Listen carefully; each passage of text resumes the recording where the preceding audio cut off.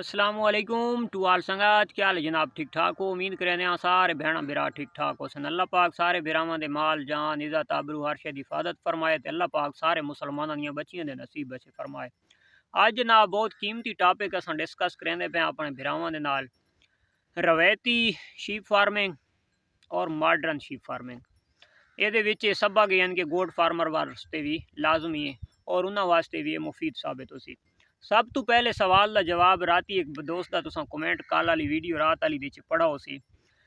हाँ वडे वडे फार्मर 50 60 70 या लाख वाली बकरी नु चाह के 10 लाख ते घिन गए। सादे बिरा चुप साल दे विच 2 दफ़ा डिलीवर करवाते रहे, 2 तो 4 बच्चे 3 बच्चे डिलीवर करवाते रहे। सादे बिरा चुप।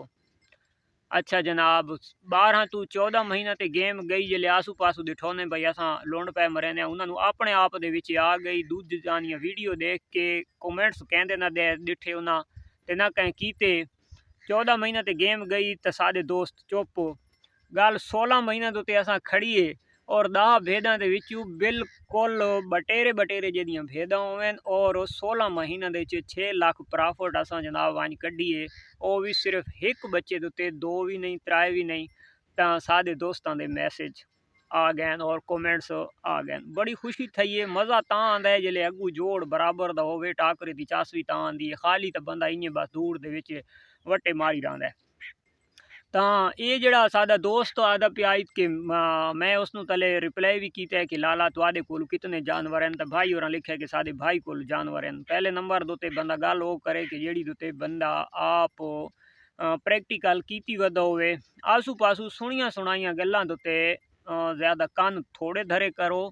पहले कोशिश की करो कि अपने कोलू नॉलेज होना लाजमी है। मेरे लफ्ज़ यानी कि गलत महसूस नहीं करने। अगर तुहानू दिल आजारी थी वे तो मैं माजरत चाहना। मैं तो बिरा गरीब जियाँ और अनपढ़ जियाँ इंसान हाँ। तुम पढ़े लिखे हो सो मेरे तो ज़्यादा काबिल इंसान हो सो लेकिन मैं कोई चीज़ भी ना तो उसके बावजूद ही जी मैं गल करें ना अलहमदुलिल्लाह उस उत्ते जी मोहर लगी होंगी है ना मेरे हिसाब के शायद तुसा कैलकुलेटर के त्रकड़े हो सो तो असा अनपढ़ जो हाँ। तो 16 महीने दी जड़ी डिलीवरी टू डिलीवरी हाई तो वो जल्ले बच्चों का हिसाब वन के आणो तो बच्चे भी 16 तो बत 16 महीना दे विच यानी कि 20 बच्चे असा कीते ठीक हो गया। और जिंदा रहन की असा भी शरायत की है क्योंकि सादार चीज़ है और अल्लाह पाक उन्होंने जिंदगी देने वाला है और अल्लाह की ज़ात सारे मुसलमानों के रिजक दे विच मजीद बरकत अता फरमाए ठीक हो गया। और उस दे विच अगर 1 2 या 4 बच्चे ज़ाया भी थी वैन तो 20 दी 20 दुते को अल्लाह की ज़ात मोहर नहीं ला दी कि उन्हें जनाब 2 दफ़ा डिलीवर करने और 10 भेड़ा डिलीवर करने और सिर्फ उन्हें एक ही देने ठीक हो गया। तो भाई जी कैलकुलेटर जरा सही करके ते मार के ते वत उस तो बाद तुसा कमेंट्स छोटा जहा नहीं वड्डा सारा लिखा करो और इंशाल्लाह मैंने खुशी थी है कि ऐसे जल्ले कमेंट्स आते तो उसका रिप्लाई करन तो बहुत मज़ा आता है मैनू। और इंशाल्लाह जी सारियां गल्लां होंदियां वो बिल्कुल हकीकत ते मबनी होंदियां। असां कहदी सुनी सुनाई या कहदी यानी कि कीती करती दुते या आसे पासे देख के ते असां ऐसा काम या ऐसी वीडियो असां ना बनाते जी चीज़ का सानू नॉलेज ही ना हो। अच्छा जनाब जड़ा सादा मेन टॉपिक है कि देसी शीप फार्मिंग देसी मकसद यानी कि रवायती या मॉडर्न मॉडर्न दे विच आ वड़दा ड्राई मैटर दे विच जनाब वंडे हार्ड खुराकां और टोटल यानी कि मेडिसन यानी कि ओहदे विच होंदे स्टीराइड्स होंदे हर बंदे नूं पता है ठीक हो गया। तो उस हिसाब नाल जानवर नूं मोटा कीता वैंदा है। एक जानवर चरवाए दे कोल होंदा है वो यानी कि सारी जिंदगी पहले माँ दा मिल्क पींदा रहिंदा है ते वत वो चरण दुते महदूद रह वैंदा है चरे दुते रह वैंदा है।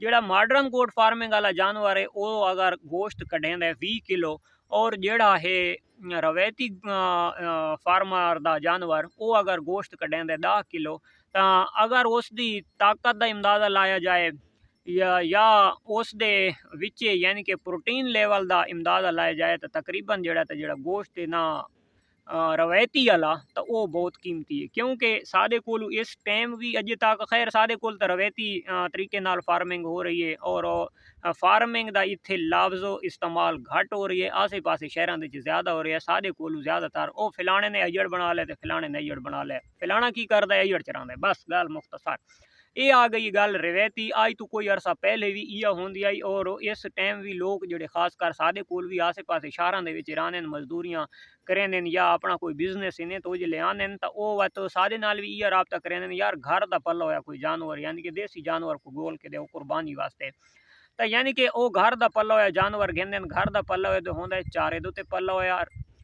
कुदरती जड़ी बूटियां खा के पल्ला होया। और घर दे विच अगर जिहड़ा पाला भी वहंदा है तो उस दे उत्ते जनाब औरतां सवेरे सवेरे जनाब रोटी के टुकड़े और चाह ली पत्ती जनाब मिक्स करके थोड़ा उत्ते आटा पा के ते ओह खवैंदियां रहिंदियां। उस तो इलावा गंदम चना जौ चौकर इह जिहियां चीज़ां दे उत्ते पल्ला होया। इस जानवर नूं आखदे न रवायती तरीके नाल पल्ला होया। ठीक हो गया। तो मॉडर्न वाले पासे पता नहीं केड़ियां केड़ियां चीज़ां होंदियां वंडां दे विच ते ओह चीज़ वंज के ते पहुंच वेंदी है मार्केट विच। ओए होए होए बड़ा ही बना होया बकरा है ते बड़ा ही बना होया छतरा है ते एह लैना है। ठीक हो गया।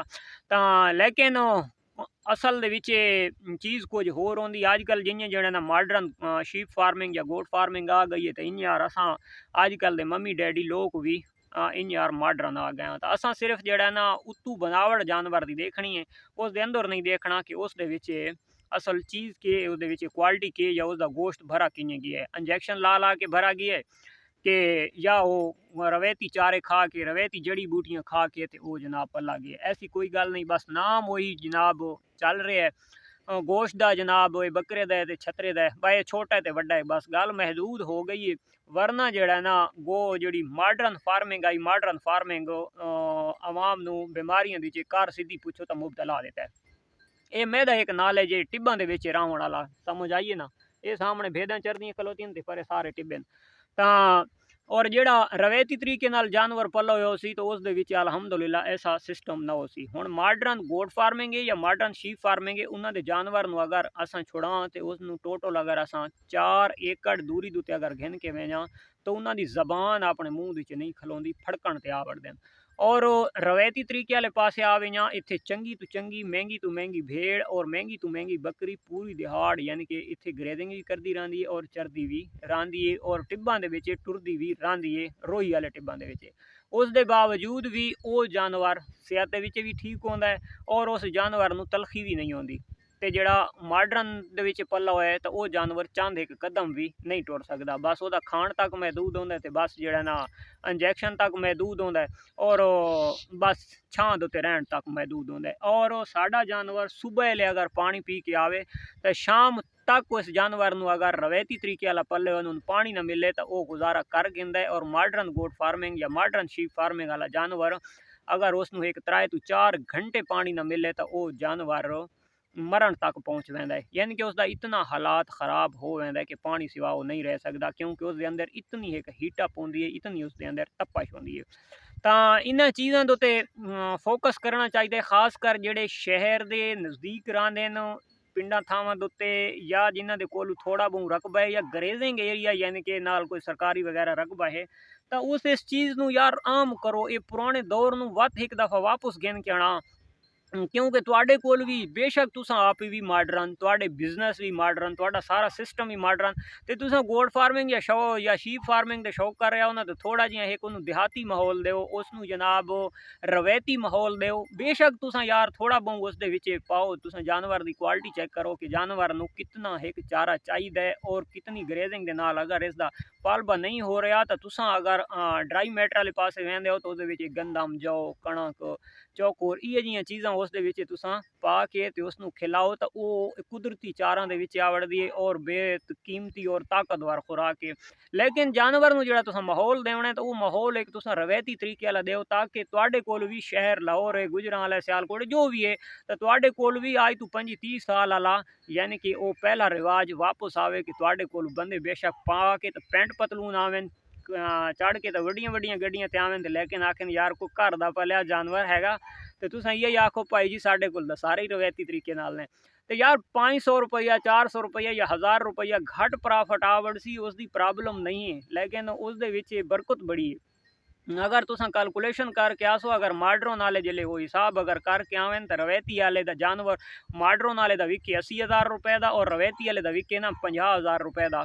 ਤਾਂ ਜਿਸ ਟਾਈਮ ਅਗਰ ਕੈਲਕੂਲੇਸ਼ਨ करके आणसो तो वो रवेती वाला उस दे बराबर नो सी तो कोई 5-4 हज़ार रुपया तले उत्ते हो सी ते लेकिन अगर बरकत वाले पासे वञा तो शायद मैं आदा कि उस लख दे नालू या उस 50,000 दे नालू जेडे 5-10 रुपए हक हलाल ते रिज़्क़ हलाल दे कमाए उसन उन्हां दी ताकत और उन्हां दी बरकत कुछ हो रहे ਤਾਂ हर किसी की ख्वाहिश है हर बंदा आदे कि मेरी जेब दे विच नोट होवे गड्डी तले चंगी होवे कपड़ा जुत्ती चंगा होवे क्योंकि अजकल दुनिया इंसान नू तो नहीं देदी वो सिर्फ देदी कपड़ा नू है मलिक बनावना है तो कपड़ा च बनना है जो चौधरी बनना है तो कपड़ा च बनना है भावें इलाके का मिरासी दूजे शहर दे चंगी कार्टून ते चंगी जुत्ती पाई खलोता है तो वो दे दें जनाब मल्लोक है या चौधरी है या मार साहब है तो यार इंसान नू समझो इंसान दे विचू इंसान दी खुशबू सूंघो आई समझ चाहे कपड़े लीड़े वो पुराने पाई वदे चाहे नॉर्मल पाई वदे या चाहे चंगे पाई वदे तो तुसा जनाब उस दे कपड़ा दुते न वञो उस दे लीड़ां दुते वञो तो जानवर दे विच भी इं है कि तुसा जानवर दे मोटापे ते उन्हां दियां स्टीरॉइड्स उन्हां लग लग के जिहड़ी पोजीशन बनी हुई है